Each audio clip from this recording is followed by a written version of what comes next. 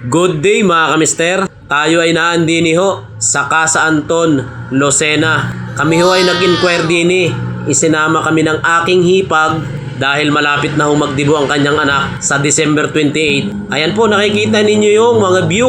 Ito yung mga bangko. Tapos pwede tayo magluto din. Pwedeng mag-ihaw. Tapos meron tayong mga lamesa. Ayan po yung venue nila oh. Tapos dalawang pool po yung nakita natin dito. Isang pang bata, isang pang matanda. Meron ding aquarium dito. Pag ikaw ay nalulungkot at ikaw ay naiinip, panoorin mo lang yung isda at ikaw ay hindi na matatamlay. Ayan o, katulad ko, nabano na ako hanggang sa binuhay na ni Sir yung ilaw ng aquarium. Ito naman po yung kanilang mga kwarto. Ito po ay sa ibaba, ground floor. Ito po ay nagkakahalaga ng 5,000. Ayan o, sa pagkakaalam ko pagkamali ako sir, pakit-correct na lang. Baka ho may mag-inquire ay magkamalian ng presyo, nasisi pa ang vlogger.